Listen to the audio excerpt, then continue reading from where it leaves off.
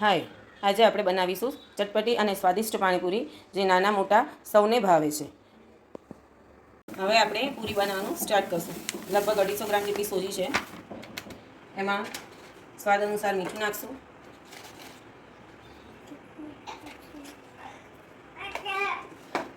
એક ચમચી જેટલો ગુંદ નાખશું, જેનાથી પૂરી ક્રિસ્પી થાય છે.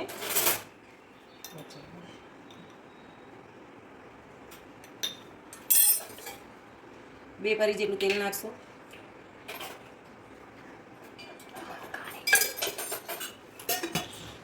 હવે 1 ગ્લાસ જેટલું પાણી લીધું છે મેં.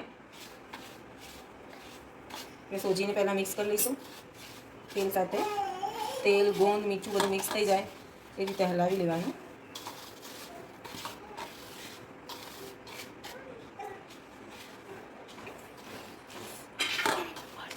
હવે એમાં આપણે થોડું પાણી એડ કરીને પૂરી લોટ પલાળશું.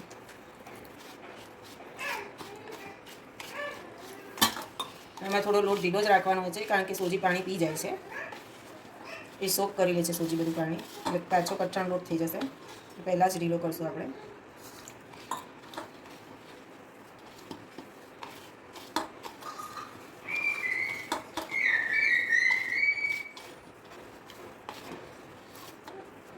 દેખો, આવો લોટ પલાળવાનો છે. આમાં થોડુંક પાણી એડ કરવાનું છે.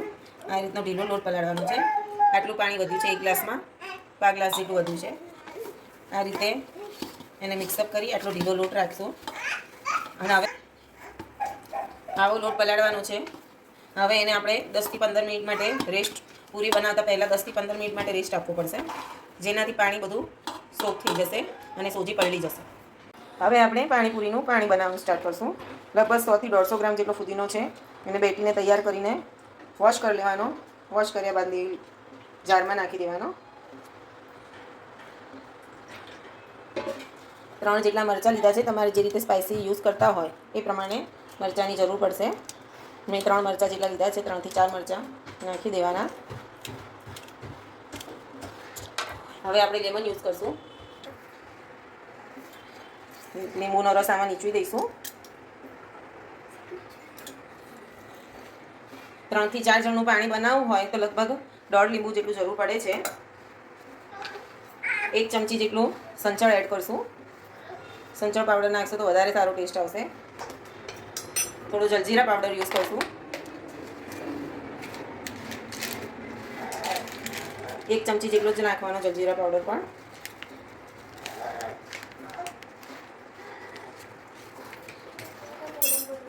થોડું મીઠું એડ કરશું. સ્વાદ અનુસાર મીઠું જોઈશે. હવે ગ્રાઇન્ડ કરી લીધી છે આ બધી વસ્તુ. ગ્રાઇન્ડ કર્યા પછી આ પેસ્ટને આપણે પાણી બનાવવાનું છે. અને હવે આપણે મેં 3 ગ્લાસ જેટલું પાણી લીધું છે. એમાં આપણે થોડી કરીને પેસ્ટ, તમારે જે રીતને તીખું હોય, તીખાશ વધારે જોઈતી હોય તો આમાં વધારે મરચું નાખીને અને પાણી ઓછું લઈને પેસ્ટ બનાવી શકો છો. આમાં આપણે 3 ચમચા જેટલું પેસ્ટ હમણાં હું એડ કરીશ. તો ગ્રીન કલર આવે છે. લીંબુ અંદર જ ક્રશ કરી ત્યારે નાખીએ તો આટલો ફાઇન કલર આવે છે. ગ્રીન કલર એકદમ આવશે, ડાર્ક ગ્રીન. જે લીંબુ બાકી હતા, હવે આમાં આપણે જે લીંબુ બાકી હતા એડ કરવાના, એ હવે પાણીમાં એડ કરી દેવાના. આમાં ખટાશ જેટલી વધારે હોય એટલું પાણી સારું લાગે છે.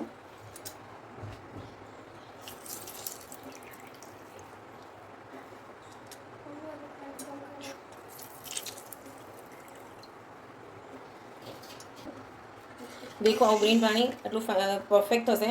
એમાં લગભગ 2 જેટલા લીંબુ આપણે લાગ્યા, અંદર 3 મરચાં નાખ્યા હતા અને ફુદીનો.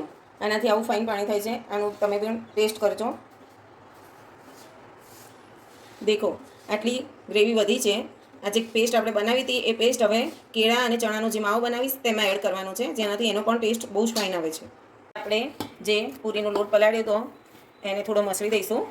અને દેખો, આવો લોટ હોવો જોઈએ. આ રીતનો ઢીલો લોટ હોવો જોઈએ. અને જરૂર લાગે, તમે લોટ પલાળ્યા પછી જરૂર લાગે તો જ્યારે આપણે મસળીએ ત્યારે એમાં પાણી એડ કરી લેવાનું. હવે આવી રીતે મસળ્યા પછી એને આપણે ગુલ્લા બનાવી લઈશું.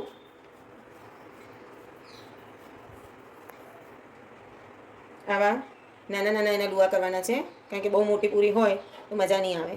આટલા નાના લુવા કરીને લઈ લેવાના.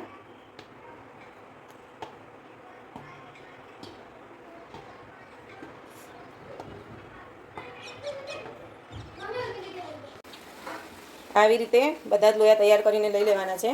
હવે એને આપણે લુઆ કરીને વણવાનું સ્ટાર્ટ કરશું. અને ગેસ ઉપર મેં ધીમી આંચે તેલ મૂકી દીધું છે.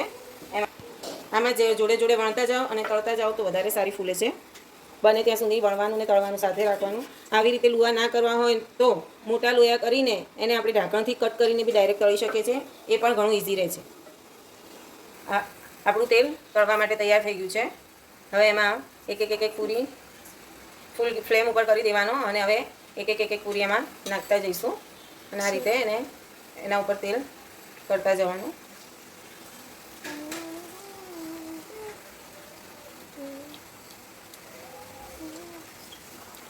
આવી રીતે આપણે બધી પૂરીઓ નાખી દેવાની છે અને આવી રીતે પૂરીઓ ફૂલી જશે. અને ફૂલ ફ્લેમ ઉપર નાખવાની અને પછી ગેસ ધીમો કરી દેવાનો એટલે અંદરથી સોફ્ટ ના રહે. આને આવી રીતે ઉલટ પલટ કરતા રહેવાનું છે સાથે સાથે, એટલે એક સાઈડથી કડક લાલ ના થઈ જાય અને બંને સાઈડથી પિંક સારી થાય.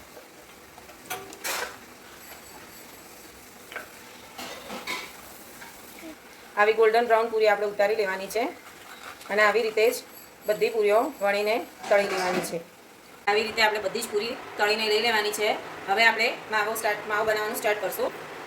માવા માટે મેં 4 કેળા બોઇલ કરીને લઈ લીધા હતા. એને આ રીતે આપણે મેશ કરીને લઈ લેવાનું છે.